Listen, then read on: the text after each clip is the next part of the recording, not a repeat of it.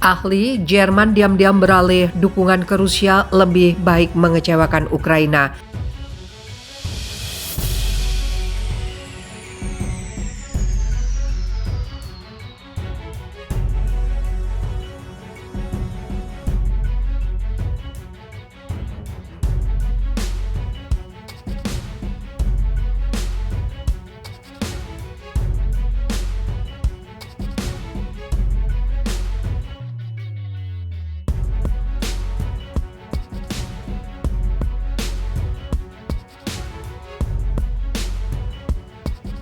Ahli Jerman diam-diam beralih dukungan ke Rusia lebih baik mengecewakan Ukraina.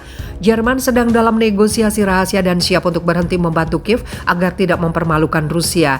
Jerman menantang penghinaan pada Rusia dan siap mengabaikan bantuan ke Ukraina.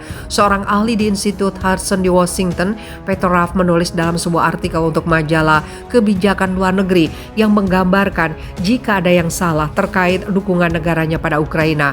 Menurutnya hal itu dibuktikan dengan adanya negosiasi rahasia yang diduga dilakukan Berlin dengan Moskow. Fakta bahwa Berlin dibanjiri rumor negosiasi rahasia dengan Rusia menunjukkan bahwa Jerman lebih baik mengecewakan Ukraina daripada mempermalukan Rusia, apapun artinya itu, kata Raff. Analis percaya bahwa Kanselir Jerman Olaf Scholz mungkin berbagi posisi dengan Presiden Prancis Emmanuel Macron pada solusi diplomatik untuk konflik tersebut. Tentu saja Scholz tidak bertindak sejauh Macron yang menyarankan agar Ukraina menyerahkan sebagian wilayah dan memperingatkan Barat agar tidak mempermalukan Rusia. Jerman, kata dia, harus memiliki sikap yang tegas dengan tidak memihak satu negara berkonflik atas desakan negara lain seperti Amerika. Namun reaksi Jerman terhadap eskalasi dalam bentuk membangun pertukaran diplomatik berbicara untuk sendiri, kata ahli itu. Ralph menarik perhatian pada tidak pentingnya bantuan militer yang diberikan Berlin ke Kiev. Scholz juga dilaporkan mundur dari janjinya untuk mengerahkan pasukan tambahan di Lithuania sebagai bagian dari strategi NATO untuk menahan Rusia di Baltik. Rusia telah melakukan operasi militer di Ukraina sejak 24 Februari 2022. Menurut Kementerian Pertahanan, tentara Rusia telah menyelesaikan tugas utama tahap pertama secara signifikan, mengurangi potensi tempur Ukraina. Tujuan utama di departemen itu disebut pembebasan Donbas. Sebelumnya, Kanselir Jerman Olaf Scholz memuji kebijakan pendahulunya Angela Merkel terhadap Rusia. Tulis Die Welt edisi Jerman. Saya berada di pihak pendahulu saya dan tidak melihat alasan untuk meragukan keputusannya. Kebijakan hidup berdampingan secara damai tidak akan pernah salah. Menurut Scholz, dia juga mendukung keputusan Merkel untuk menentang bergabungnya Ukraina dengan Aliansi Atlantik Utara pada 2008.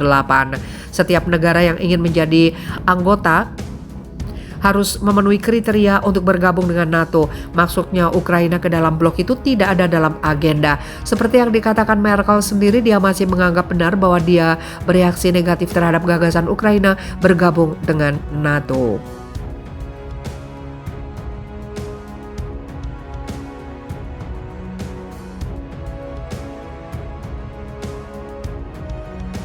Jerman sedang dalam negosiasi rahasia dan siap untuk berhenti membantu Kiev agar tidak mempermalukan Rusia.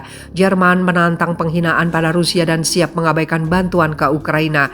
Seorang ahli di Institut Hudson di Washington, Peter Raff, menulis dalam sebuah artikel untuk majalah Kebijakan Luar Negeri yang menggambarkan jika ada yang salah terkait dukungan negaranya pada Ukraina. Menurutnya hal itu dibuktikan dengan adanya negosiasi rahasia yang diduga dilakukan Berlin dengan Moskow. Fakta bahwa Berlin dibanjiri rumor negosiasi rahasia dengan Rusia menunjukkan bahwa Jerman lebih baik mengecewakan Ukraina daripada mempermalukan Rusia, apapun artinya itu, kata Raff.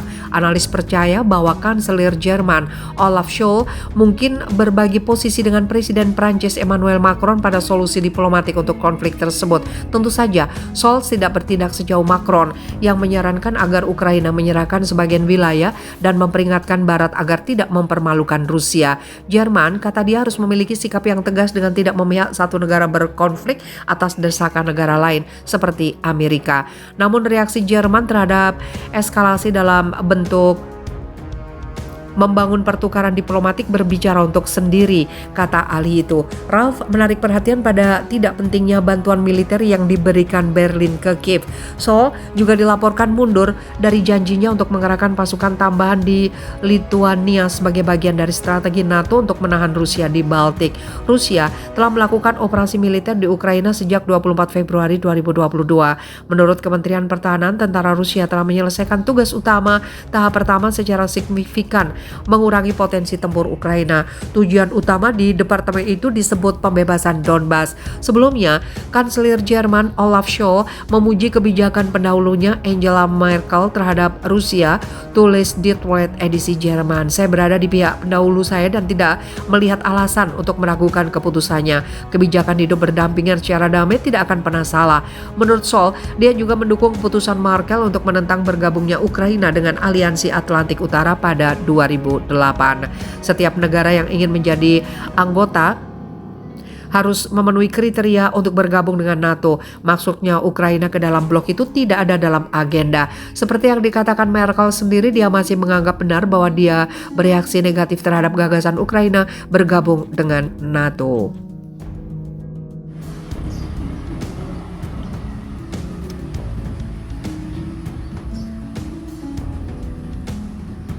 Perang lawan Rusia, 4 relawan militer asing pro-Ukraina tewas. Pemerintah Ukraina pada hari Sabtu mengumumkan 4 sukarelawan militer asing tewas dalam perang melawan invasi Rusia. Mereka datang dari 4 negara untuk membantu Kiev.